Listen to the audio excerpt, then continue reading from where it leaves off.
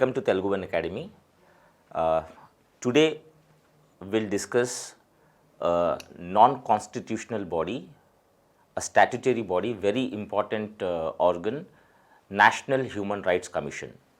As we know, it's a non-constitutional body. National Human Rights Commission is not a constitutional body. It is not mentioned in the Constitution. This commission, National Human Rights Commission, is a statutory body. That is, it has been enacted by the Act of a Parliament. It has enacted by the Act of Parliament, and it has a composition, very powerful composition.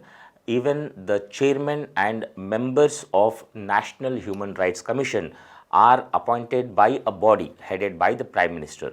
The National Human Rights Commission, its chairman, members, composition, term of National Human Rights Commission, various privileges to the chairman and members of the National Human Rights Commission, what are the various roles to play by the National Human Rights Commission. We will be discussing this in our class. So we'll start National Human Rights Commission. So as I said, it's a statutory body. We have discussed earlier the difference between the constitutional body and statutory body. When we say statutory body, it is enacted by the Act of Parliament. So a resolution is passed into the by the Parliament, by both the houses of the Parliament, and it has to be given assent by the President. So through a parliamentary procedure, this body is enacted. Because it is set up by a statute of the Parliament, we call it as a statutory body. National Human Rights Commission is established in year 1993 by the Act. We have an Act called Protection of Human Rights Act, PHRA Act 1993. So by this legislation, Protection of Human Rights Act 1993, we have created National Human Rights Commission. So what is the significance? Why we should have a National Human Rights Commission? Because we know wherever there is a power, wherever there is a government, obviously the people may get affected by various reasons, acts of government or any private acts also. So to protect the values of human, that is humans' rights, their duties, we should have an autonomous, independent, a powerful body which could act as a protector of human rights. So we have Paris Principles. So on basis of international agreements, international conventions, we have established this National Human Rights Commission. As we know, we have Constitution. Constitution is the source of power for all the organs of the government. Majorly we have legislature, executive and judiciary. All these organs of the government derive their power from the Constitution. So in the process of the governance,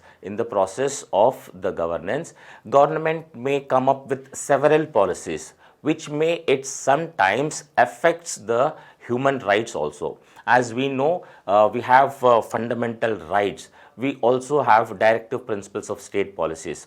And wherever the government comes with such policies which affects the fundamental rights, the aggrieved person can move Supreme Court or High Court. And Supreme Court and High Court has the power to issue writs. So this power of the Supreme Court to issue writs regarding the protection of fundamental rights of any individual.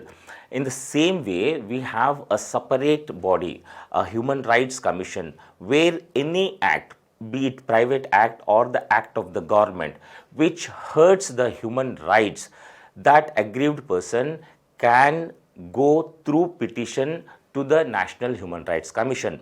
The other way also, National Human Rights Commission can, by suo motu action, take such cases.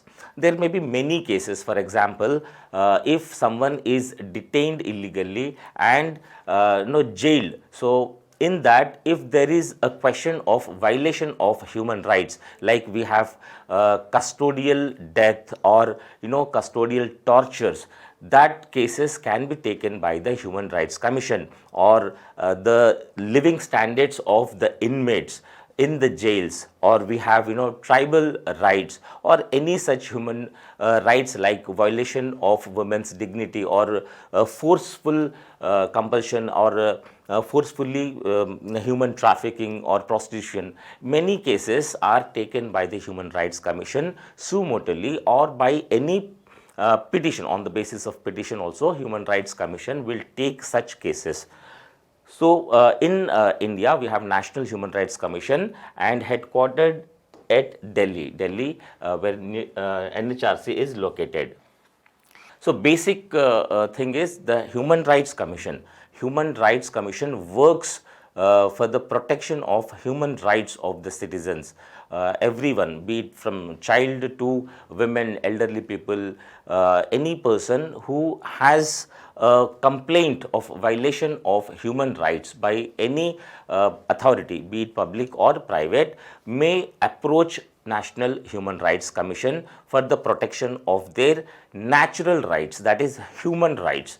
So, other than the fundamental rights which is enshrined in the Constitution, and the Supreme Court is the custodian of the Constitution. So, aggrieved person can move Supreme Court where their fundamental rights has been violated. In the same way, if the human rights are violated, we have an autonomous independent agency which tries to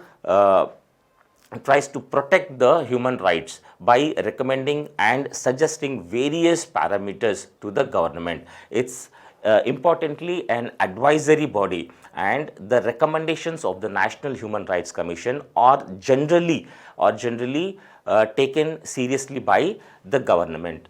So, NHRC is a watchdog, that is protector, guardian, custodian of human rights in the country. So, human rights may be related to various things. As we know, we have done our classes on fundamental rights.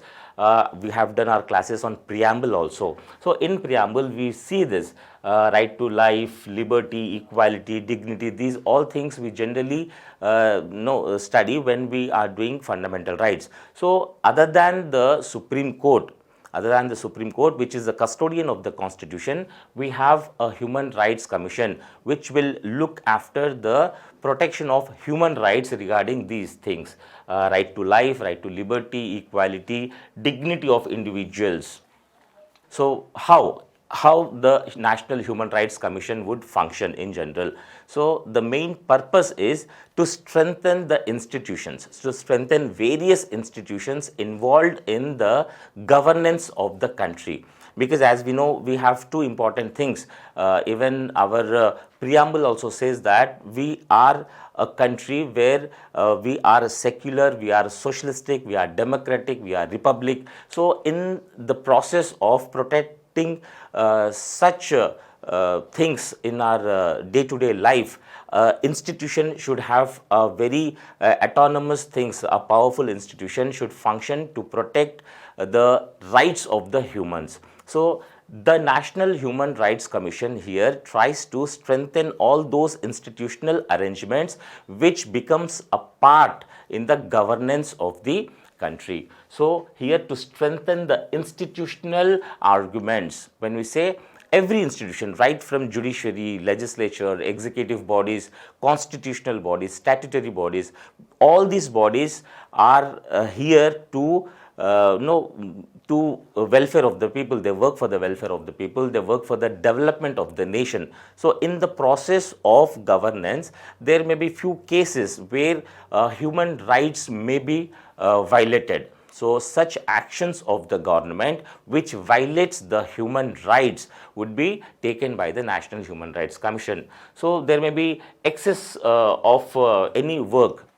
Otherwise, we can say that the government may bring up with a project which will generally alienate the people, or there may be a requirement for a big project by the government where the farmers have to give away their lands without compensation. So, such issues will be taken by the National Human Rights Commission. So, we can say that to look into the allegations of excesses. Here excesses is any action which generally has a threat to the people. And these actions of the government are looked by the Human Rights Commission, and taking the overall view of the national human rights. So it is independent of the government. The actions of the National Human Rights Commissions are independent of the government, and because of the composition what we have in the National Human Rights Commission, we could easily say that it's a powerful body, because the chairman of the National Human Rights Commission is generally a retired Supreme Court Chief Justice. So, retired Chief Justice of India is a chairman of the National Human Rights Commission, and various other members. We have 5-member body. One is chairman and 4 members. Other 4 members are like we have retired Chief Justice of High Court or Judge of the Supreme Court, and 2 other persons have a specialized knowledge on various factors, like knowledge on human rights. So, we will discuss that in our coming slides. And one thing is to complement and strengthen the efforts of various other bodies. So, here we talk about the composition of the National Human Rights Commission. So, it is a 5-member body. The composition is 5-member body, 1 chairman and 4 members. We also say that we have 6 other members also, 6 ex-officio members. We will discuss that. See, one is chairman. Chairman, that is chairperson, should be a retired Chief Justice of India. So, a retired Chief Justice of India, who is the highest dignitary. We know Supreme Court is the apex court. It's the top court in the country, and Chief Justice is the head, that is the ultimate judge of the Supreme Court. So, the Chief Justice of India, after his retirement, can become the chairperson of National Human Rights Commission. So, 1 member has to be a judge of the Supreme Court. Again, a retired judge. Here a chairperson should be a Chief Justice of India. 1 member should have been a judge of the Supreme Court, and 1 member Chief Justice of High Court. At state level, we have high courts. So, 1 member should be the retired or has been the Chief Justice of the High Court. We have 2 other members who have specialized knowledge and experience in the subject called human rights. So, 1 is chairman, 1 is a retired judge of the Supreme Court, 1 is a retired Chief Justice of the High Court, and 2 members who have experience and knowledge on the subject of human rights. So, we have 5-member body, 1 is chairman and 4 members.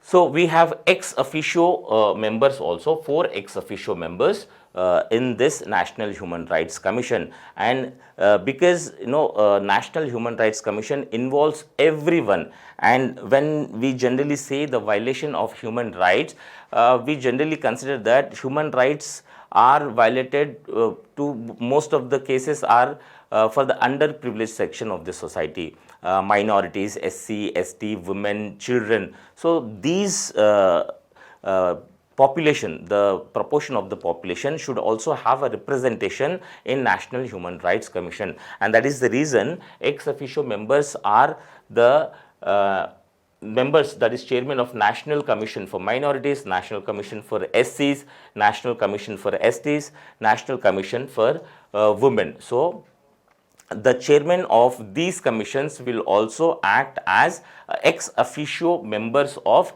National Human Rights Commission. So, here we can say that we have 5 permanent members, 1 chairperson and 4 members of the National Human Rights Commission, and we have 4 ex-officio members of National Human Rights Commission.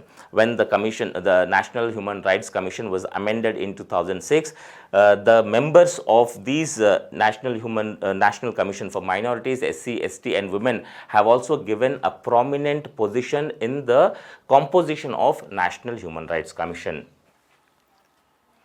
So, we all know that appointment of chairperson and members of the National Human Rights Commission are appointed by the president. President is the highest executive. He is the head of the nation. So the president appoints the members and chairperson of the National Human Rights Commission. So these members, the members, ex-officio members, again are recommended by a 6-member committee. So it is not that, as we generally know, the president would appoint various dignitaries, various constitutional heads on the recommendation of the president, or council of ministers headed by the prime minister.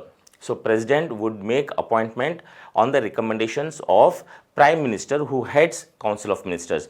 But here in National Human Rights Commission, the recommendations are made by a 6-member committee, exclusively made for the recommendations to choose such persons who are eligible for the National Human Rights Commission. So we have a 6-member committee here, and we need to know who are the 6-member committee. The 6-member committees are headed by the Prime Minister. We have a Prime Minister in that panel who selects the candidates for the National Human Rights Commission. So we have Prime Minister who heads this panel, 6-member committee, and in that panel we have Speaker of the Lok Sabha. So Speaker of the Lok Sabha, Deputy Speaker of the Rajya Sabha.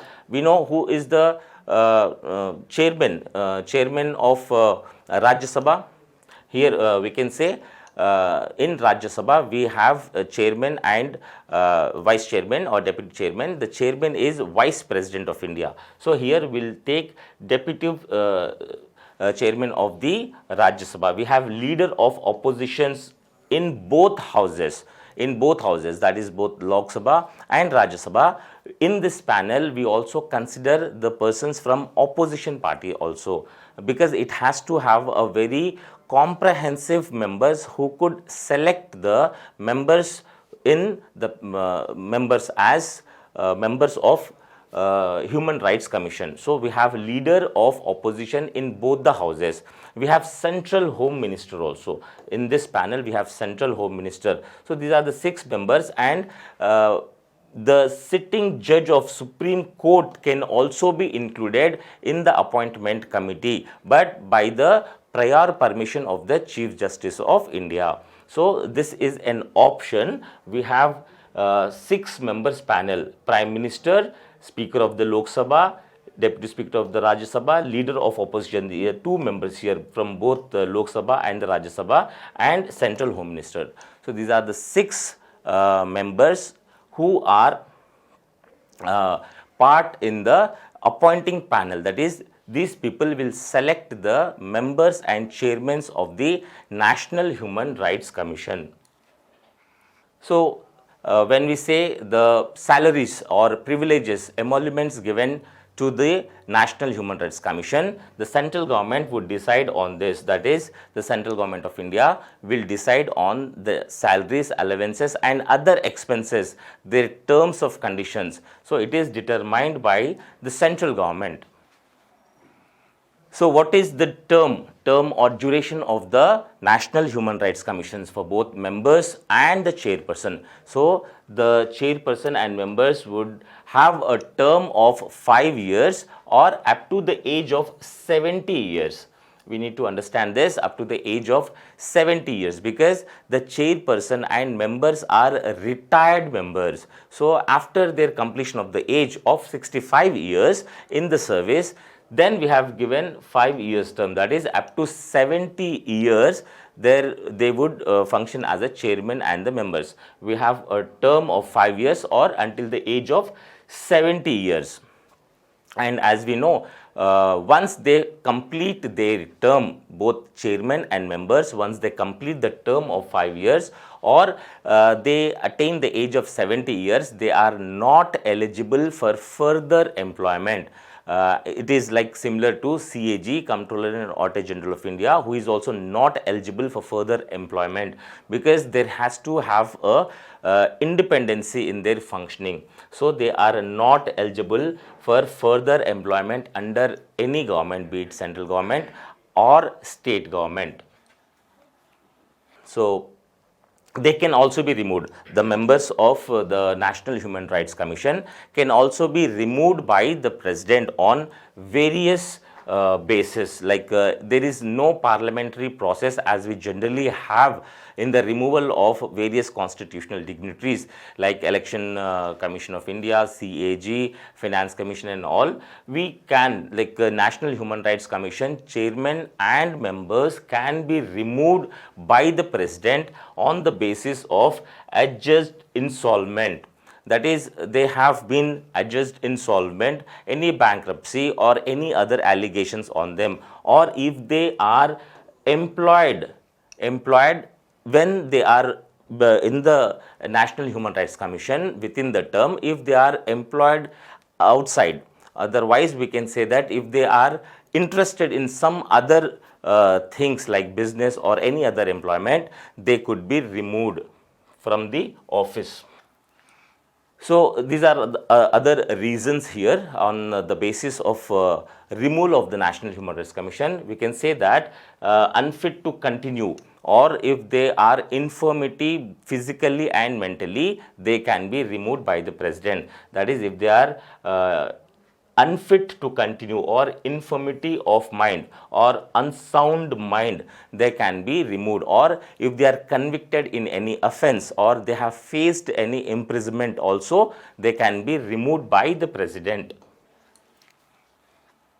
So here we'll discuss the functions of the National Human Rights Commission in our coming class. Thank you.